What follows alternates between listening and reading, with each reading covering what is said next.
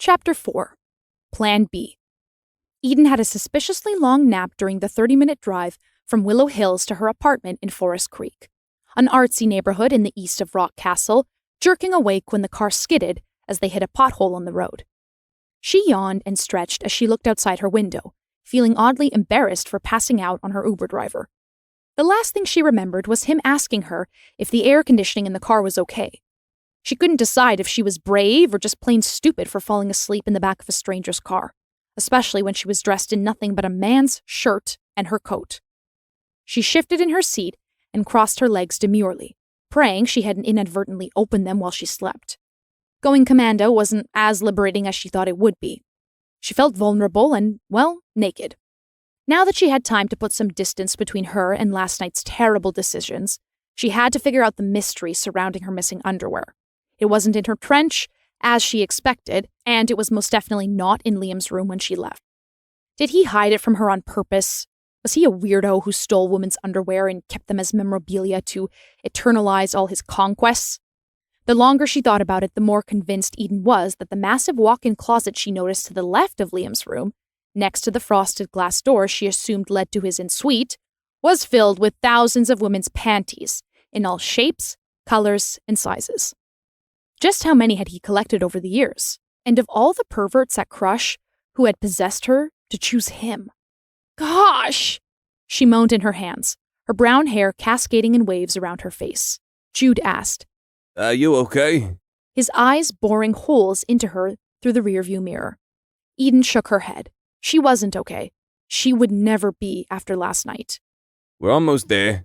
Jude checked the ETA on his phone and threw her a reassuring smile, completely misunderstanding the reason for her misery. She wasn't eager to get home.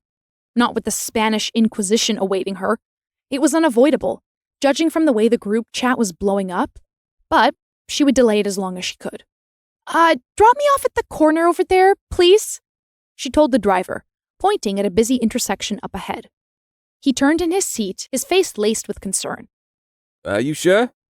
Yes, she was. She needed carbs, lots of them, and maybe Plan B. She could never go wrong with Plan B. Don't forget to rate me 5 stars.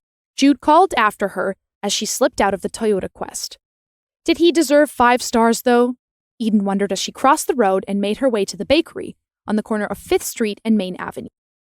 It was just after 8 a.m., but the neighborhood was already a flurry of activity with people going about their Saturday morning errands and market vendors pushing their carts, getting ready to make a killing at the flea market at the rooftop of the Civic Center.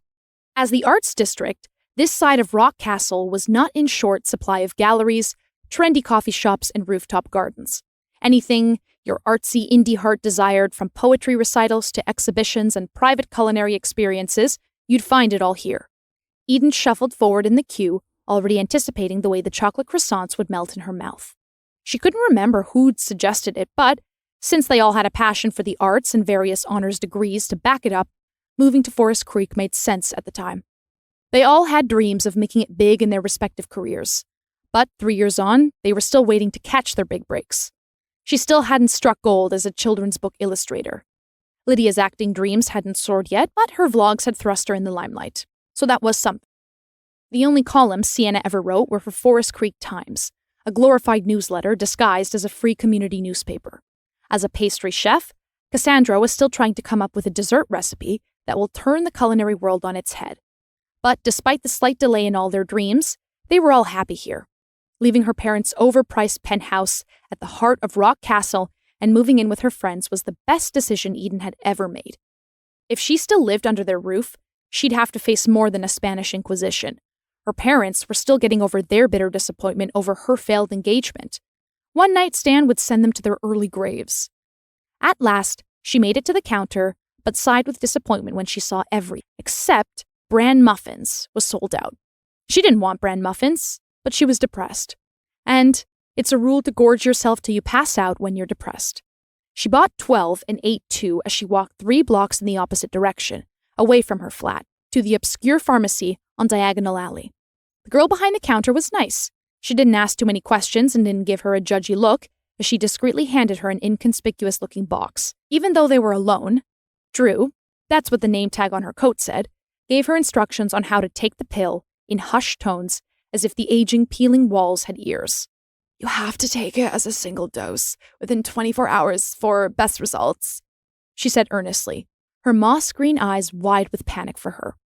Thanks, Eden mumbled as she flashed her check card and Drew rung her up.